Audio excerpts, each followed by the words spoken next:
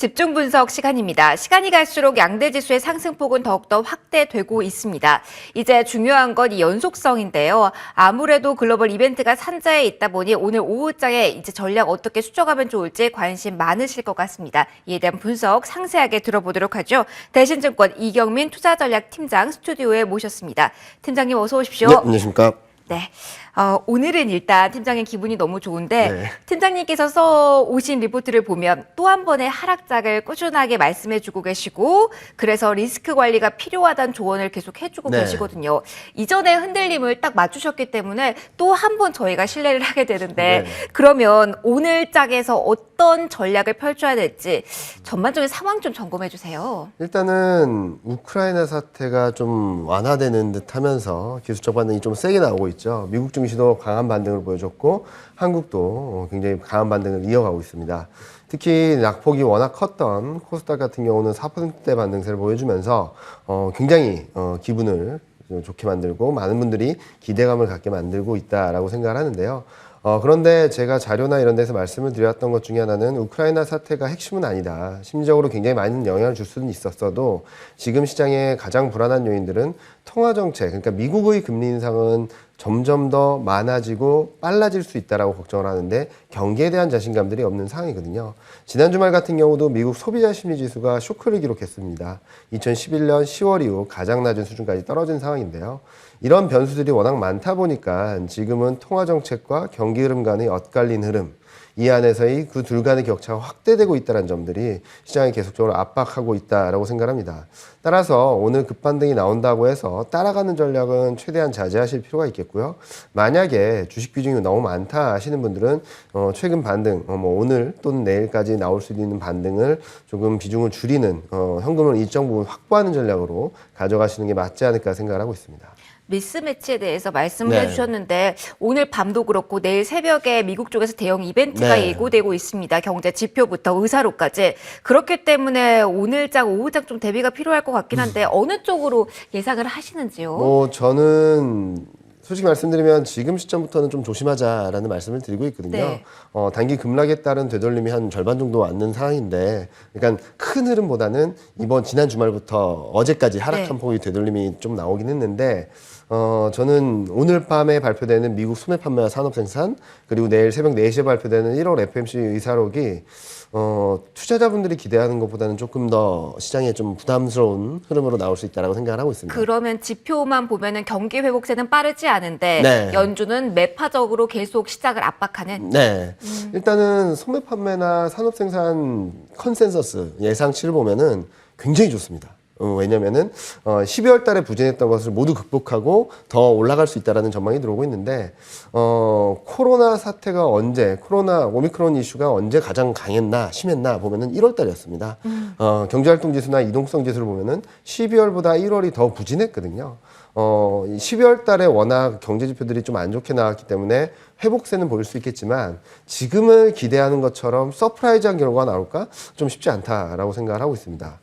또 하나 미국 1월 FMC 의사록이 공개되는데요. 최근 연준의 흐름들을 보면은 어떤 이슈나 이벤트에 대해서 바로바로 결정을 내리기보다는 여러 가지 이슈나 이벤트, 논란거리들을 시장에 좀 던져주고 그 안에서 여러 가지 반응들을 통해서 확인을 하고 아마 3월 FMC에서 많은 것들을 정리해 줄 수 있다고 생각을 하거든요. 네. 그렇게 본다면은 1월 FMC 의사록까지는 시장에 진정시켜주거나 아니면 정리해주는 스타일보다는 좀 여러 가지 의제들을 이슈들을 이렇게 좀 풀어놓는 과정이다라고 생각을 하고 있어요. 그러면은 어느 정도 폭으로 3월에 인상할지 그 논의 과정이 좀 상세히 담겨 있을 수 있다는 말씀일까요? 그 부분도 중요하긴 한데 제가 생각하는 양적 긴축에 대해서 얘기가 나오지 않을까라는 생각을 합니다. 네. 왜냐면은 최근 고용지표 서프라이즈, 물가 서프라이즈 이 과정에서 3월 FMC에서 50bp 금리 인상을 할 수 있다라는 전망치가 50%를 넘나들고 있고 네. 한때는 93%까지 갔었습니다.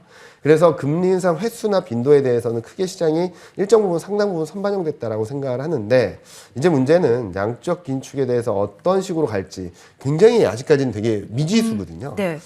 아직까지 논의가 활발하다, 안 하다, 아니면 초기 단계다 여러 가지 이슈가 있긴 하지만 여기에 대해서 한 발짝 더 나가게 된다면 아마 시장은 금리 인상에 이어서 유동성 흡수에 대한 유동성이 줄어든다는 데에 대한 부담들을 좀 반영해 나가지 않을까 하는 생각을 하고 있습니다. 말씀해 주셨던 내용들이 가장 중요한 변수라고 말씀을 해주셨지만 그래도 우크라이나 사태도 좀 점검을 하고 가면 이게 일단 보류 상태인지 이제 완전히 거쳐지는 악재라고 봐야 될지 궁금합니다. 어떤 뷰세요? 저는 최근 우크라이나 사태가 계속적으로 불거질 때마다 찻잔 속의 태풍은 맞다. 네. 그렇지만 이 태풍이 찻잔을 깨고 나올 가능성 굉장히 낮다. 굉장히 낮다라고 말씀을 드렸는데요. 그렇게 보는 이유는 정치적인 입지에 의해서 러시아가 우크라이나를 공격한다고 해서 실익을 얻을 게 거의 없었던 상황이거든요. 그런 상황이고 미국까지 같이 뛰어든 상황임을 본다면 지금 현재 시점에서는 이 흐름들이 더 격화되거나 아니면 실질적인 전면전으로 가기는 어렵다는 말씀을 드렸는데 이번 일을 계기로 한 단계 조금 더 완화되는 스텝으로 가는 건 맞다.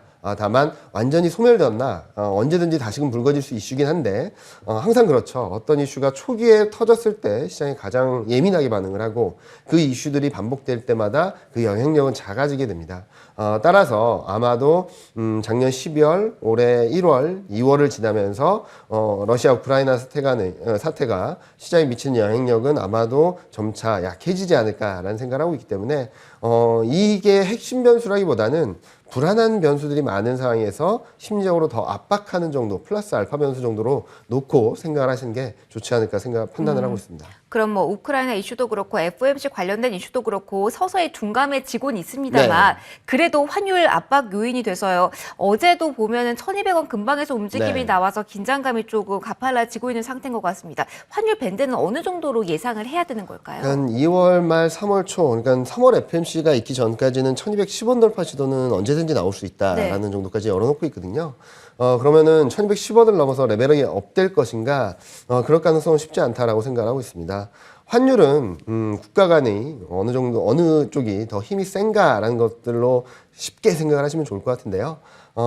통화정책, 경기, 지금까지는 미국이 압도적으로 강했습니다.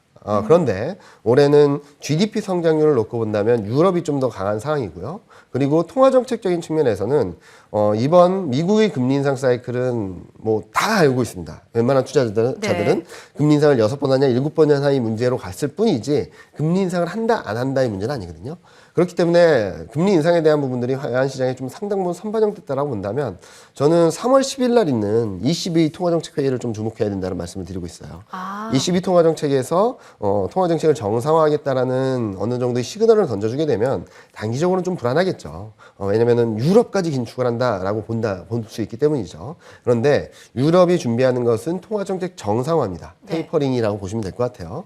그렇기 때문에 아마도 이번 3월 FMC, 3월 ECB 통화정책 회의를 지나면서 아마 원달러 환율은 좀 하락 쪽으로 방향성을 맞춰가지 않을까 하는 생각을 하고 있어서 2월 말 3월 초중반까지는 좀 불안한 모습들을 좀 보여줄 수 있다 하더라도 그 이후의 흐름들은 좀 안정적일 수 있다라는 말씀을 드리고 있습니다. 근데 2월 말이나 3월 초가 팀장님께서 얘기해주고 계시는 저점 라인이 아닌지 그때 한 번 더 무너질 수 있다라는 말씀을 좀 해주신 것 같아서 좀 우려가 됩니다. 이렇게 그 하락장까지 예고된 상황에서는 어떤 전략을 취해야 될지 궁금합니다. 특별한 전략이라고 말씀드리기는 어렵습니다. 일단은 제가 그동안 말씀드렸던 것 중에 반등 시 현금 비중을 확보하자.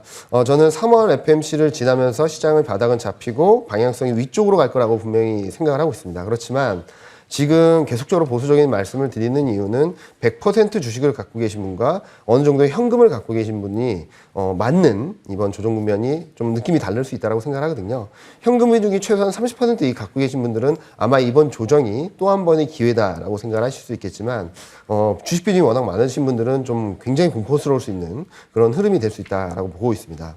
따라서 지금 현재 시점에서 반등이 나온다고 해서 이를 따라간다거나 좀 안도하기보다는 오히려 리스크 관리를 하는 기회로 목표로 삼았으면 좋겠다라는 말씀을 드리고 있고요.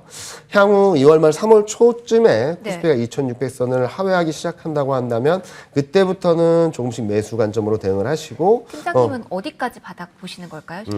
저희 하우스비가 아직 결정되지는 않았기 네. 때문에 좀 말씀드리긴 좀 쉽지 않은 2,600은 무너질 수 있다. 네, 그 밑으로 내려갈 수 있다라고 말씀을 드리고 있고, 지금 고점이 이번 반등하면서 고점이 2,790선 정도였거든요.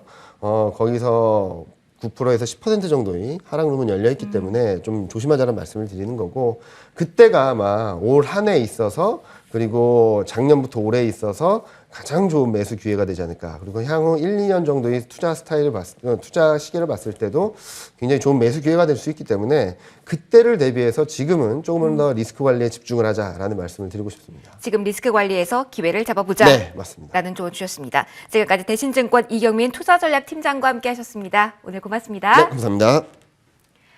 네, 시장의 상승 국면 유지가 되고 있습니다. 기관 쪽에서 매수세가 빠르게 늘어나고 있고요. 코스닥 외국인 쪽에서 빠르게 물량 늘어나는 구간 2,500억 원 넘겼습니다. 오늘 어느 정도의 회복력을 보여줄지 확인해 보시고요. 저는 더 많이 준비해서 내일 2시에 돌아오겠습니다. 고맙습니다.